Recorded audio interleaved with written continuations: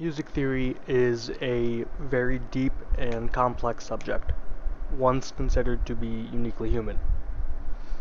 As our wealth of knowledge and desire for new sensations grew and evolved over time, our capacity for musical development did the same. This has led to countless advancements over hundreds of years in aspects such as instrument design, audio quality, and sheer range of ability. At times, the music seems to be more complex and unique than the humans who created it, thus requiring us to look to other technologies for assistance. There are cases in music where even a given song's classification is ambiguous. Say a song is introduced to two different humans, there is a possibility that they each classify it into a different genre. Humans studying it through an emotional analog scope could have their judgment clouded. This is especially true with more complex pieces, and it's where artificial intelligence can prove most helpful. Computers, which are naturally several leagues more disciplined in objective analysis than we could ever hope to be, should easily have the ability to bypass such issues. In this project, we attempted to develop a music genre classifier through the use of a supervised convolutional neural network. A neural network is capable of performing analysis on a given set of data and developing a deep, objective understanding of the material. Depending on the dataset, this can provide a number of commercial uses. For a music streaming service like Spotify or Pandora, programs such as ours can be utilized as a means of recommending new tracks to its listeners. If it can correctly classify what the listener enjoys, then it would know what to look for. This program could also be used to accurately organize a large collection of audio files in a catalog, which would lead to increased efficiency by a person navigating through the collection. Our code is organized between two separate Python programs.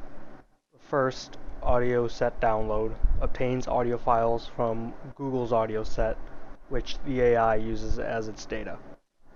The second, predictor, uses our CNN and the training data to predict the music on brand new pieces of music that it hasn't heard. It accepts the URL for a YouTube video as input and returns its prediction for the genre as output.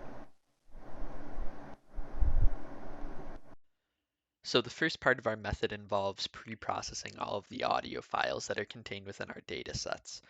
We had to convert them into something that was easier for the neural network to understand, and we decided to convert them into things called mel-frequency substrate coefficients, or MFCCs. These just essentially allow computers and humans to see audio like a image or a picture. And in order to extract these MFCCs, we made heavy use of a Python library called Librosa, and that made it very simple to extract these MFCCs. Librosa is just a library that's used in audio processing that's able to extract important pieces of information from given clips of audio. Our chosen audio sets were not very large, however.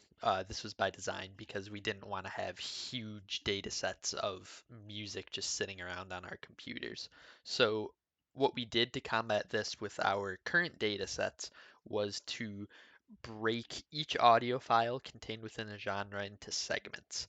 And then from those segments, which could be any amount of length. I believe we chose 10 3-second segments for each audio clip. We then converted those subsegments into MFCCs, and that allowed us to artificially expand the information that was within our data set.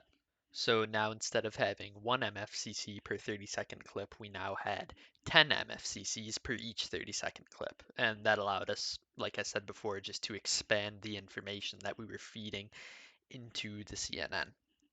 So once we extracted all of those MFCCs and their respective labels, we stored them in a JSON file.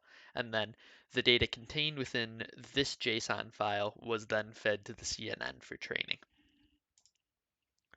So here's just an example of the Marcius dataset that we used. So we have 10 genres over here on the left. The names of those folders were the labels for each of the information for each of the audio clips that were contained within. And then on the right, we have an example of the types of audio clips that were contained within each folder. So within each genre folder, there's 130-second clips of blues, for example, or country, or jazz, or metal, and our preprocessor looped through this data set and extracted 10 MFCCs per each 30-second clip of audio. This is just another visual representation of how we did it. So once again, we will take a look at blues. That's the blues folder up top. Within the folder contains a number of WAV files, and then our preprocessor goes into those WAV files, splits them up into segments, so segment 1, segment 2, segment 3, 4, 5, 6, and so on. And we convert each of those segments into MFCCs. And then those MFCCs, along with their labels, are then stored in the JSON file. So once the audio from our data sets had been pre-processed, we then loaded it in and began training. The data itself was split into training, testing, and validation sets using sklearn's train test split method, which we saw in a few labs of Dr. Yu's. The CNN itself has an input layer followed by 3 convolutional layers, followed by a dense layer, and then finally a softmax output layer that's used for classification. The input layer takes in the processed MFCCs and their labels from the JSON file that we mentioned earlier, and then each of the 3 convolutional layers within the CNN are followed by a max pooling layer. So the first 2 convolutional layers use 32 filters and have a grid size of 3 by 3 while also using ReLU activation functions. The max pooling layers after these 2 convolutional layers have a grid size of 3 by 3 with a stride of 2 and have 0 padding on all the edges. We changed the third convolutional layer to be slightly different from the first 2, as well as the max pooling layer that follows it, where instead of using a 3 by 3 grid, we used a 2 by 2 grid. The output of those convolutional layers is then flattened and then fed into a dense layer for classification, and this dense layer contains 64 neurons. Each neuron uses a ReLU activation function as well. And then this dense layer output is finally fed into a softmax output layer, which has 10 outputs, and those represent a percentage of likeliness for each genre that our neural network has classified. So just to summarize, once again, our CNN takes in an MFCC and its label from the JSON file that we processed earlier. It runs those MFCCs through 3 convolutional layers. The output of those convolutional layers is then flattened and fed into a dense layer, and then this dense layer feeds its output into a softmax output layer. And this output layer contains 10 neurons in our case, and that gives a percentage of how likely this current MFCC that we're looking at is part of a certain genre. So, for example, if our given MFCC has an 80% likeliness for country music, one of the neurons in the output layer is going to have a value of 0.8, for example. And finally, we have the results of the model's training. We ran the model multiple times on both data sets, and we found that the GTZAN or Marcius dataset had an accuracy of about 70%, and the audio set had an accuracy of about 45. On the left, we have the training history for the GTZAN data set, and it shows both the accuracy and error evaluation over time. And on the right, we have the same information, but for the audio set. Internal validation was 20% of the training data using train test split method. GTZAN dataset performed much better than the audio set from Google.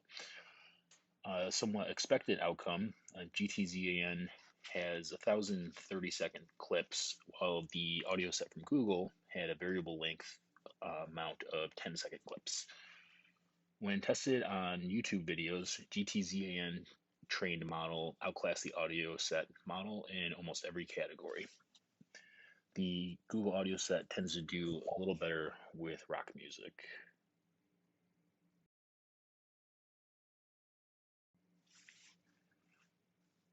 Our system works well with the given data. We achieved our goal of at least 50% recognition on GTZAN dataset. We failed to achieve our goal of at least 50% on the audio set from Google. We had difficulties trying to implement other well-known CNN models as well, such as UNet, YOLO, and a few others. So the audio set may perform worse due to the variable nature of the data. Could be that there's no actual audio, just the YouTube ID of a specific video and a start and end time in the video for when certain sound occurs. The audio is only 10 seconds long as opposed to 30 seconds in the GTZAN dataset. Or downloaded audio is not balanced. Some genres contain as little as 50 10-second clips, while other genres contain over 150.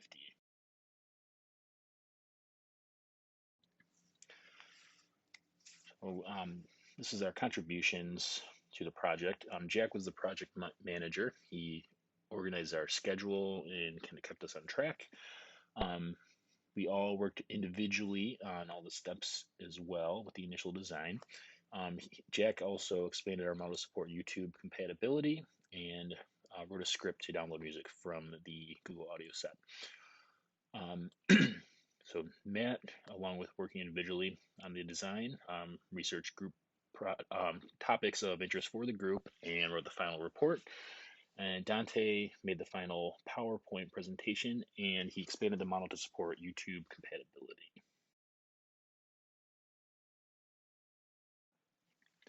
So in conclusion, our supervised convolutional neural network can successfully predict a given song's genre with 70% accuracy on the GTZAN dataset. Due to the subjective nature of music, 100% accuracy will never be reached. Nevertheless, this AI can surely be improved with additional time and efforts. And these are our references. Has our source code and just a page we used for reference while researching, our GitHub repository, and the dataset sources. Thank you very much.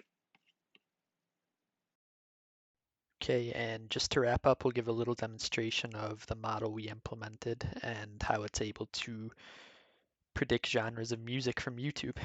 So first thing we need to do is run the predictor.py file with an argument of which CNN model we want to use. In this case, I'm going to use GTZAN model because that one performed better than the audio set. It's going to load the model. Yep, we got that right there. So then it asks for a YouTube URL. You can go to YouTube and search, for example, Aerosmith. I spelled Aerosmith wrong. And we can choose, let's do this one.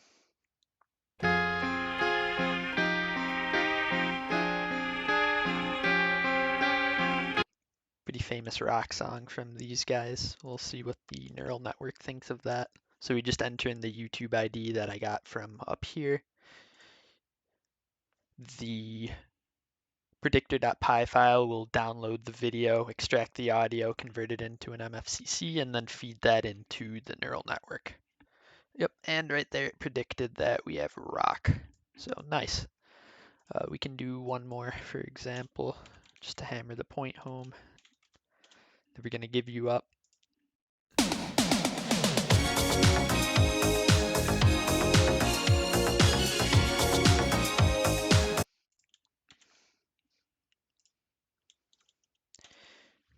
And we'll see what the neural network thinks of this song as well.